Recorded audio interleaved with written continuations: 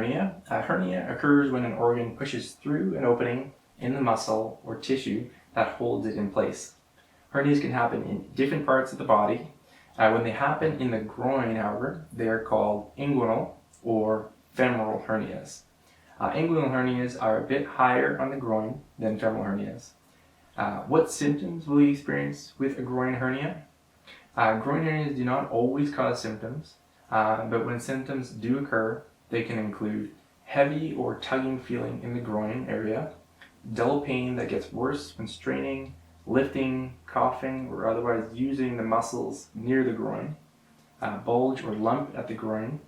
Hernias can be very painful and even dangerous if the tissue in the hernia becomes trapped and unable to slide back into the belly. When this happens, the tissue doesn't get enough blood supply, so it can get damaged or die. How do we diagnose a groin hernia? In most cases, we can diagnose a hernia just by doing an exam. During the exam, we will ask you to cough while pressing on the bulge. Now, this can be uncomfortable, but it is necessary to find the source of the problem.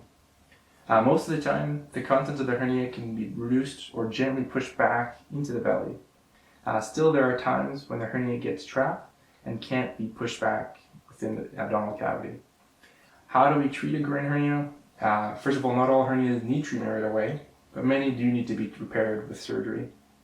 Watchful waiting is an option if you have an inguinal hernia with no symptoms. Incarceration occurs in less than 1% of hernias that have no symptoms.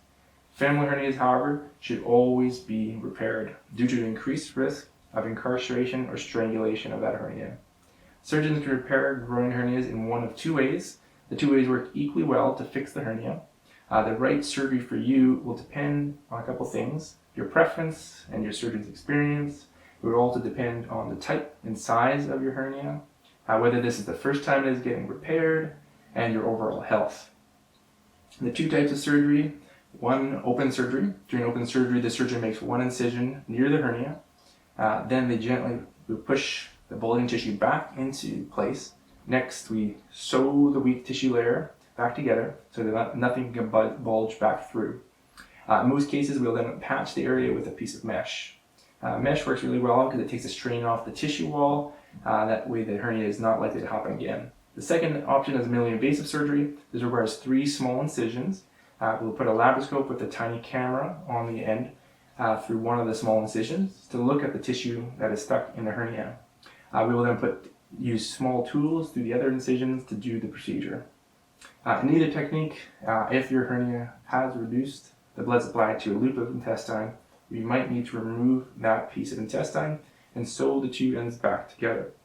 To do this, we might need to make a separate, bigger incision in your belly.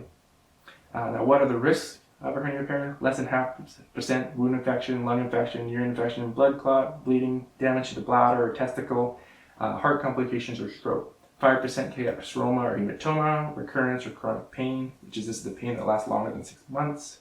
Now, you can reduce or lower the chance of a hernia coming back by maintaining a healthy weight, keep other health conditions like diabetes under control, avoid lifting heavy objects after your surgery, and quitting smoking.